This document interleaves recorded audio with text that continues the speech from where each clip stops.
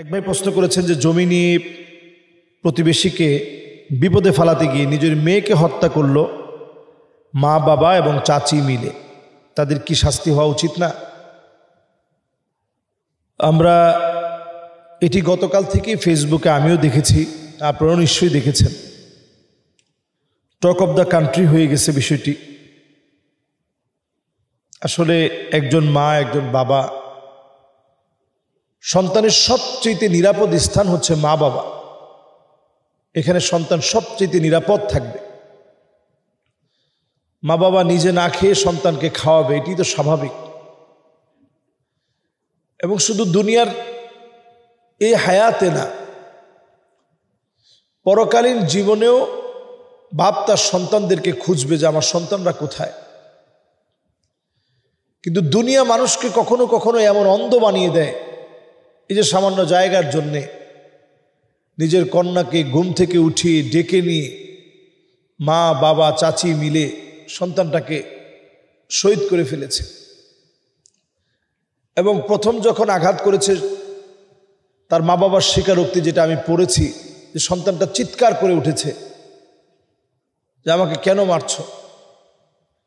তো সামান্য জমি জমা, এই জমি জমার বিবাদকে আরেকজনের কাঁধে যেন চাপিয়ে দেওয়া যায় এবং যেই জমি নিয়ে বিরোধ চলছে সেই ভুট্টা খেতে নিয়ে গেছে, সেখানে গিয়ে হত্যা করলে প্রমাণ করাটা সহজ হবে যে তারাই আমার সন্তানকে মেরেছে। তো দুঃখজনক সত্য, অন্যায় কখনো চাপা থাকে না। এই অন্যায়কারীরা তাদের অন্যায় শনাক্ত হয়েছে, এদের বিচার হবে। এটা থেকে আজকে আমাদের এই সমাজ, এই রাষ্ট্র, সুশীল সমাজের অনেক শিক্ষা আছে। আসলে আমরা শুধু সন্তান জন্ম দিলেই পিতামাতার দায়িত্ব কিন্তু এখানেই শেষ হয়ে যায় না। সন্তান জন্ম দিয়েই পিতামাতার দায়িত্ব কিন্তু শেষ হয়ে যায় না, বরং এই সন্তান জন্ম দেওয়ার পরে তার 3টা অধিকার আছে, হক আছে। 1 নম্বর হক হচ্ছে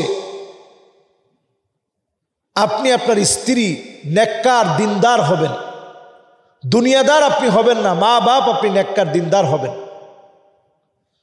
2 নম্বর সন্তানের হক হচ্ছে সন্তানের সুন্দর একটা নাম রাখবেন।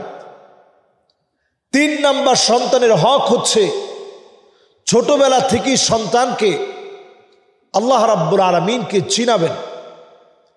বড়ই আফসোস আর পরিতাপের বিষয়, এখন আমরা আমাদের দুনিয়ার জন্য সন্তানকে যা ইচ্ছা তাই করতে পারি। সন্তান বেহায়াপনা, অশ্লীলতা, ফাহেসা কর্মকাণ্ডে যাবে, আমার বিবেক সামান্য বাধাও দেয় না। আমার কাছে এটা কোনো অন্যায় বলে মনে হয় না। আল্লাহর কাঠগড়ায় তো সেদিন আপনাকেও দাঁড়াতে হবে। ওয়ালা তাজিরু ওয়াজিরাতু উযরা উখরা, যদিও প্রত্যেকের বোঝা প্রত্যেককে আল্লাহ তাআলা সেদিন দিবেন, একজনের বোঝা আরেকজনের উপর আল্লাহ তাআলা চাপিয়ে দিবেন না। তারপরেও আল্লাহ রাব্বুল আলামিন সেদিন সন্তান আদির ব্যাপারে জিজ্ঞাসা করবেন, তাদেরকে কিভাবে রেখে এসেছিলেন। والذين آمنوا واتبعتهم ذريتهم بإيمان, আল্লাহ তাআলা সেদিন প্রশ্ন করবে সন্তানদেরকে কিভাবে রেখে এসেছিলে। উত্তর হবে আল্লাহ ঈমানের উপরে রেখে আসছিলাম। ঈমানের উপরে রেখে আসার পরে এখন তারা ঈমানের হালতে, আমি আসার পরে তারা কোন হালতে ছিল আল্লাহ আমি তো জানি না। আল্লাহ বলবেন আলহাকনা বিহিম যুররিয়াতাহুম, তার ছেলে মেয়েকে একটু নিয়ে আসো। সেদিন ছেলে মেয়েদেরকে হাজির করা হবে আল্লাহর সামনে। বহু বাপ সেদিন আল্লাহর সামনে দাঁড়িয়ে কাঁদবে এবং বলবে আল্লাহ আজকে আমার ছেলে আমার মেয়ে এদের গায়ে জাহান্নামের পোশাক পরানো আছে। বাপমা তো এমন দুনিয়ার জীবনে যে দৃষ্টান্ত বাপমা রেখেছে, কত মা বাপ সন্তানের জন্য সব বিসর্জন দিয়েছে।